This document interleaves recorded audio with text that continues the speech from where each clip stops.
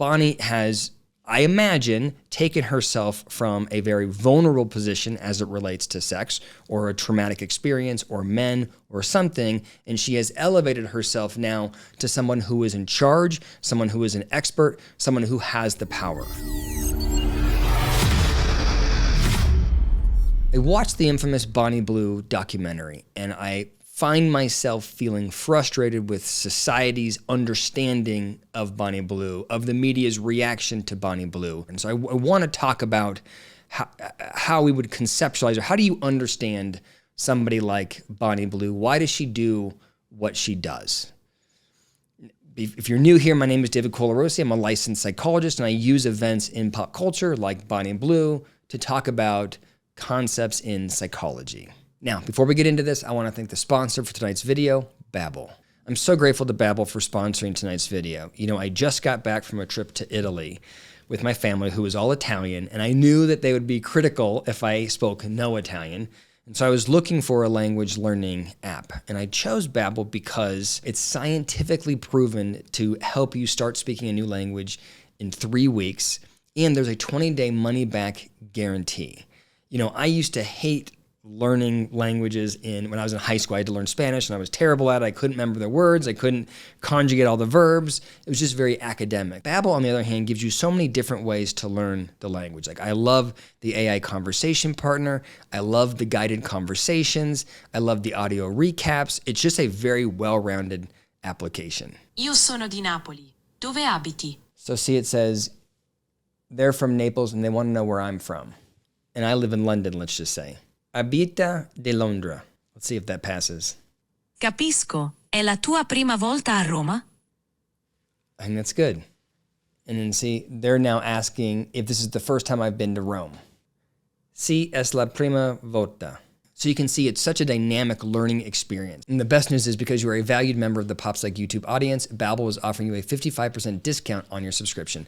All you have to do is click the link below in the description or scan the QR code below. Without question, Babbel is one of the top language learning apps in the world. I really recommend you try them out. If you haven't heard of Bonnie Blue, it's because you are probably female or you're over the age of 30. She is a porn star that has found great success on OnlyFans and on Fansly, sleeping with men and filming it. She will sleep with anyone that wants to sleep with her, as long as she can film it and put it on the internet. She found even more success over the last year by doing stunts. Stunts like sleeping with 1,000 guys in one day. I guess I am finding myself frustrated with the way that the media and the way that society reacts to her, because the global stance is, wow, she is morally bankrupt. What a terrible person she is. She's so disgusting. We hate her, right? It's this idea that she's something is wrong with her.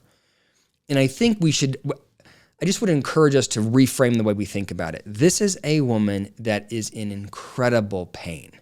I've said this before on this channel. When you see people engaging in behavior that is so hurtful to themselves, like sleeping with 1,000 guys, in the documentary, she said in order to sleep with 1,000 guys that she would be using lubricant that is numbing, because it's so painful to engage in that. It is a chore.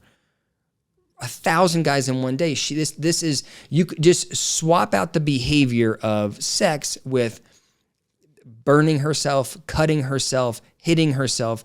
This is a self-harming behavior. So us as the media should look at her and feel compassion for her. We should try to care for her. We should, right? The answer is not to tell everybody what a horrible person she is. In my opinion, this is clearly a response to trauma. I wasn't there. I haven't seen anything, right? I mean, like in the documentary, she says over and over and over again, there was no trauma in my background. But I can look from a this is what I'll tell you. I cannot diagnose from afar. I can just share my perspective. And what I'm telling you is, from a psychological standpoint, when you see someone hurting themselves, especially in this way, it's very easy to draw connections to traumatic events. And so let me explain it like this. The first thing I think about is, well, what was her family dynamic like at home? And I don't have a line of sight into what the relationship was like with dad. Dad wasn't part of the documentary.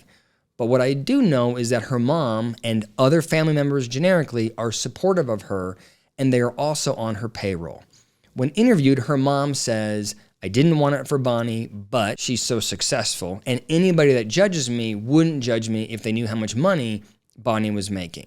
Essentially saying, I know it's not good for my daughter, but the money is worth it. I care more about the money than I do about the welfare of my child. You know, if you could earn £1 million in a month, your morals would soon change and you'd get your bits out. I don't care what people say. They all say they've got all these high morals. From the outside, that doesn't feel supportive. The next thing I look at is the behavior in general. Why would somebody want to have sex so much beyond the point of it being enjoyable? Why would they want to have sex with that many people? Look, people respond to sexual trauma in a lot of ways. One of the ways is to hate sex and avoid sex and protect yourself from it. Another way is to trivialize sex. If I was hurt in a horrific way when I was a child by this one act, if I can do that act 1 million other times with 1 million other people, all of a sudden that traumatic event before didn't really mean much. And that, when I look at Bonnie Blue, that is my reaction, is she is working hard to make sex mean nothing to her. She's working also very hard to put herself in a position of power when it comes to men. All of these guys that she is focusing on, they're largely young. They're often virgins. They are described as incels, involuntarily celibate. These are people that do not have success with women. I don't think I've gone young enough. Yeah, I want the most barely legal 18-year-old. And Bonnie is coming in saying, I'd love to have sex with you. I will teach you. In the documentary, she says that she's offering a community service by being this sort of experienced lover that can train up these men.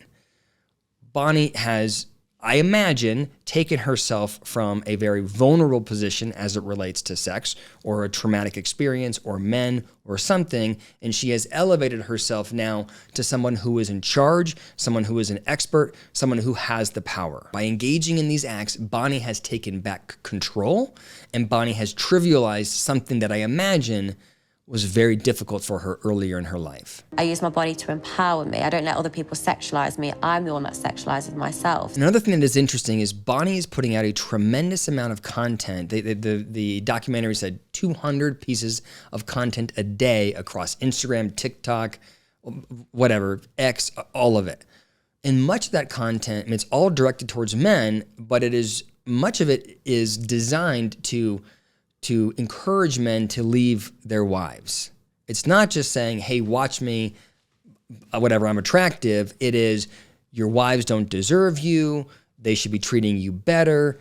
I'll treat you better than your wives will. It's this like very deliberate effort to ruin relationships. I loved looking down when I did the world record and seeing how many men had wedding rings on. Don't feel guilty for doing something you deserved and you was owed. It does not make me think she has a good history with relationships. You know, I was watching the documentary, I was thinking, okay, what would I do if I were Bonnie's therapist? And it would be so difficult because she is so resolute in the idea that she likes what she's doing and that she doesn't need anybody else. But I look at her and see someone who is incredibly isolated, someone who has no connection to anyone, and someone who is absolutely miserable. She has all of the money in the world. She's making millions of dollars a month on these different platforms. She has a team of people around her that are there to support her and make money off of her. And she is just on this hamster wheel of churning out pornographic event after pornographic event in an effort to find financial success. But she doesn't have close long-term connections. She can't leave her apartment by herself. Women across the world can't stand her. She is totally restricted, and she acknowledges that she is restricted about where she can go. But her purpose in her mind is just to make more money. And it's like, Bonnie, for what end are you just making more money? And I think that's the interesting dynamic at play if you take a step back. You have someone who I imagine, had a very difficult childhood, especially as it relates to some kind of sexual trauma or some kind of event. And in an effort to get control of that event, in an effort to feel like she was in power, she created this character, someone who doesn't care about anybody else, someone who does what she wants, and someone who has ultimate control of sex. But by creating that character, the sex is now bigger than her, the mission is now bigger than her, and I think she's lost her entire identity. Like, she needs someone in her life that's not interested in her for making money or for sex. But the way that she has constructed her life, it's been all about that. So those are my thoughts when I watch the documentary, when I see Bonnie Blue stuff. Let me know what you think in the comments below. Oh, if you are interested, let me know in the comments if you would like me to do a video on the men that participate in these, I'm trying to think of a better word besides disgusting, in these provocative sex acts. I think there's a lot going on with them as well.